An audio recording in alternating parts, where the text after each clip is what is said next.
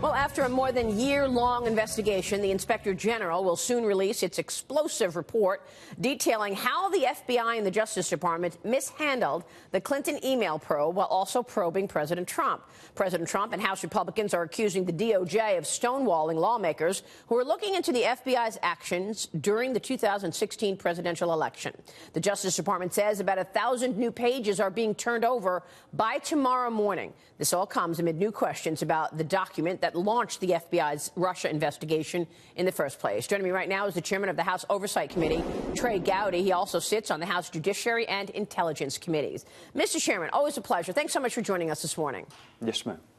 So we want to talk about where we stand right now. I'd like to get your take on that. I want to be clear. There are two different requests from Congress. One is the Bob Goodlatte subpoena. That's the one he subpoenaed. He talked about that on this program. And the FBI has responded by saying they're going to double the number of people getting those documents to you and your colleagues, including Bob Goodlatte. The other one is members of the committee want to see the FISA information to review fully unredacted electronic communication. What are you expecting to see? What do you want to see from that electronic communication, sir? Well, I think one of the requests is from Devin Nunes. That is the document that kind of initiated the entire investigation. I've actually seen it. I saw a heavily redacted version. I saw a less redacted version, but I have not seen a clean version. And I need to know what's behind those black lines, because it's really important how this investigation began, when it began, and what is the weight, what is the credibility of the evidence upon which this investigation was launched? And the Department of Justice and the FBI have that document. They won't let us see the clean version, and I'm struggling to understand why. So when you look at the unredacted version versus the redacted version, I mean, something really struck me recently, whereas we saw one unredaction, and it was about this cocktail party that Peter Strzok and Lisa Page were talking about, that a FISA judge, Judge Contreras, was going to be at. And Peter Strzok wanted to go to that party so that he could talk with Judge Contreras, all while they were trying to get this FISA warrant to spy on people from the Trump campaign. So that raises the question, well, if they were redacting something about a party where he was going to go meet a FISA judge, that's not national security, is it?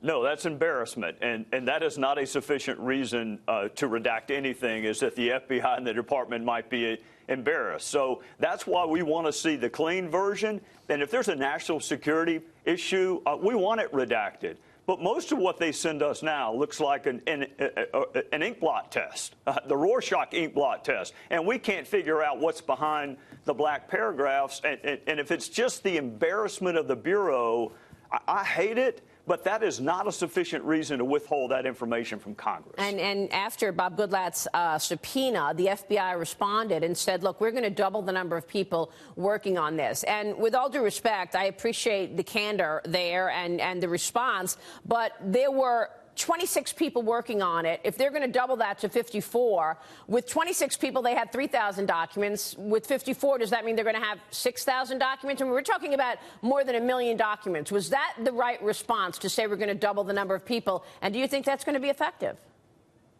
No, ma'am. I made an F in my last math class, but I think anything times zero is zero. So if it's 26 agents and we're getting nothing, and if it's 52 agents and we're getting nothing, the result is the same. I mean, I don't care how many agents are working on it. It's really simple. You gave 1 million pages to the Inspector General. So take out the grand jury material and give us what's left. It is impossible. I want to be able to support the FBI and DOJ. But the world's premier law enforcement agency can't seem to operate a damn copying machine. That is inexplicable. I cannot help them explain 1 million documents to the Inspector General and a fraction of that to the entity who created and funds the FBI. So they're going to have to do better than 1,000 pages here and there. President Trump picked every one of these decision makers. Every one of them he picked. So I appreciate the tweets, the encouraging tweets to these folks. There might be a more efficient way of communicating. So if Congress is entitled to this information, we shouldn't get it in 1,000-page increments. The Inspector General has 1 million pages. Yeah, that's really interesting that President Trump chose many of these people in these leadership positions. What is that to say? You would think that they want to be independent thinking and they want to respond to Congress, as they should. And yet the stonewalling seems so obvious. Yeah, well, we don't grade based on effort at this stage in life. We don't grade based on participation. I grade based on results. You gave Michael Horowitz 1 million pages, okay? Take out the grand jury material. We're not entitled to it. It's legally protected. If there's another legal argument for any of the other documents, make that argument. But it should be 1 million minus grand jury and then turn over the rest to Congress. And we've gotten, what, a couple thousand pages, and we've been at this for about 5 months? I can tell you this, Maria, every member I have talked to is frustrated. Some of us have actually been somewhat muted in expressing our frustration because we want the documents and not the drama. But I can tell you, come next week, I talked to Chairman Goodlatte 2 days ago. We are tired of being patient. We want the information, or we want a really good explanation for why you're not producing it. So what if you don't get it? What do you have? What tool do you have to actually demand that you actually get what you should be looking at? What happens next week? We have 3 tools.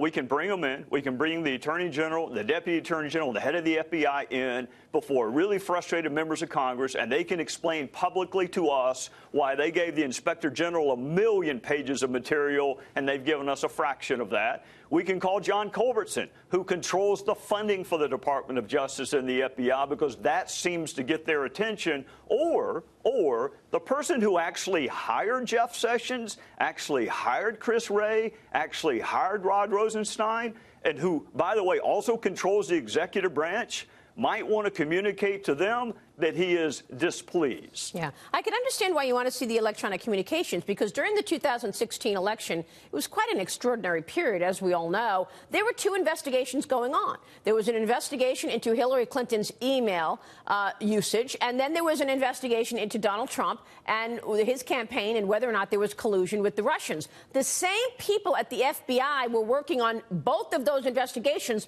those same people who were incredibly biased, we know now, because we've seen the text messages about name-calling for Trump, that they really need Hillary Clinton to win, or they need an insurance policy. Those people were working on those investigations, like Andrew McCabe, until a week before the election, Chairman.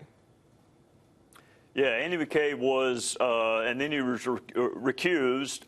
Peter Strzok and Lisa Page, unless something's happened since you and I have been on air, they're still employed by the FBI.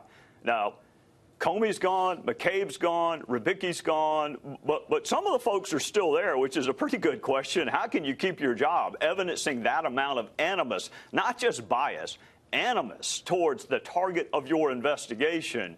So there is a plausible, defensible reason why Congress, you've already got a U.S. attorney from Utah looking into this. You've already got the Inspector General.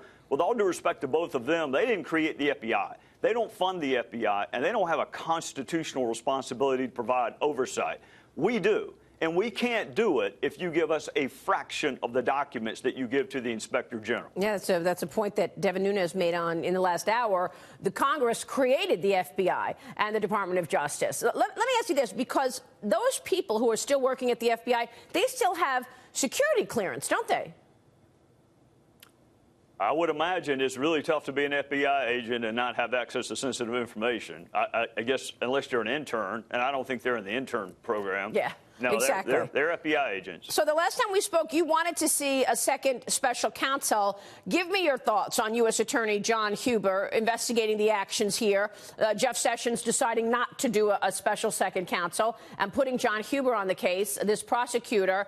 Your thoughts there real quick. And do you think ultimately we still could see a second special counsel?